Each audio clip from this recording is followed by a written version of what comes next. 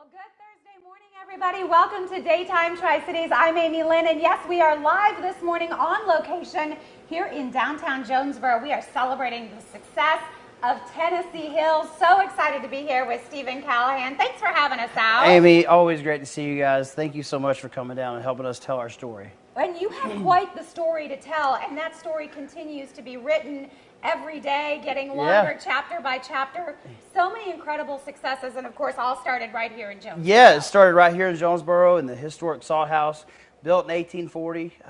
Jessica and I were born and raised here, and it's such a great feeling to be able to create a company that grows and goes into a local business, and now it's getting into more of a regional, super regional business as well. So yeah, incredible growth. We're going to be talking about that during the show today. In fact, new location, now open in Johnson City. We're going to take you there coming up a little bit later. We're going to drive across town, but congratulations. Thank you so much. We're so excited, to see the area just get behind us as a local couple that's following our dream, and to grow it into what it is today. It's just so humbling, and we're so happy to be a part of it.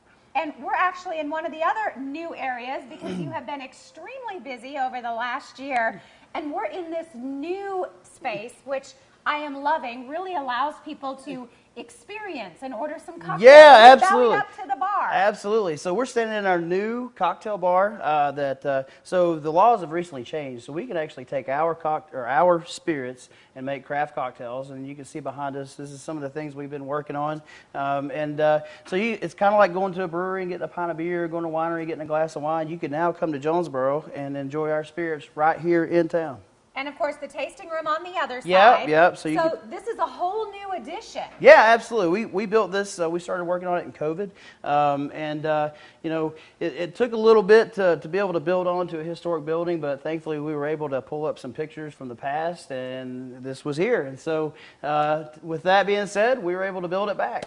That is really nice. And now you've got this outdoor space, this little patio area for people. And that's relatively new too, and the community really got behind you. They really did, and that was so cool to see. And unfortunate that how things kind of unfolded there, but to see the community really get behind us and support us, and it's just another element that really elevates Jonesboro. It's not just Tennessee Hills. It's everybody here in town. There's so many great merchants, and to be able to add on to something down here, it's really special. You have a special story, and you're adding, of course, you were talking about just the growth from employees as well, continuing to grow, and we've got the operation back here, which you also built onto. So making the product, you were telling me about some, and you said, that'll be ready in 2 years, but this one's coming off the line pretty soon. So obviously absolutely. Patience is key in your business. Yeah, so nothing happens very quickly in the whiskey business, whether it be from the government standpoint or just from the product standpoint. Jason and I were distilling some apple brandy this past week.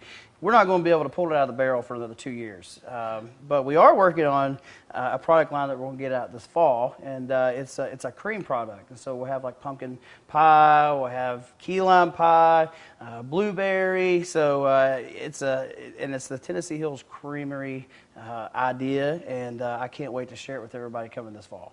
Man, that is really cool. Yeah. And this area has been extremely successful, very popular. Yep. Tell me a little bit about how it works, because you take your product that you make right here, and then we have some infusions going on. Yeah, absolutely. So what this allows us to do is to take our products and then kind of do like a flavor of the day.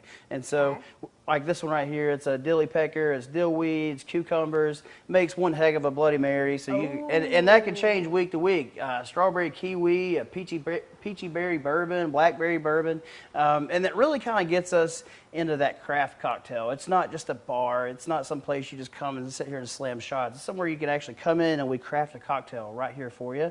And it's really the experience. It's not only just the product. It's the experience, the show, and it really helps people gain a respect for what we do down here. And then you're adding food and food trucks. Yeah. And the other day you were smoking a whole pig? Yeah, absolutely. And that's just, being able to tie into the community and, really just, we're not just a company that came in and planted our roots here. We actually were born and raised here, and to be able to tie into our local community and become involved and to do things like the pig roast, and it's so awesome to see it, and we've always had a great amount of support, and we're just very thankful for that. Well, we are grateful to have you in our community, and coming up, we're going to head across town. Are you ready to hit the road? Oh, I'm totally ready to go. Okay, we're getting the keys, and the next time you see us, we're going to show off their brand new location in Johnson City.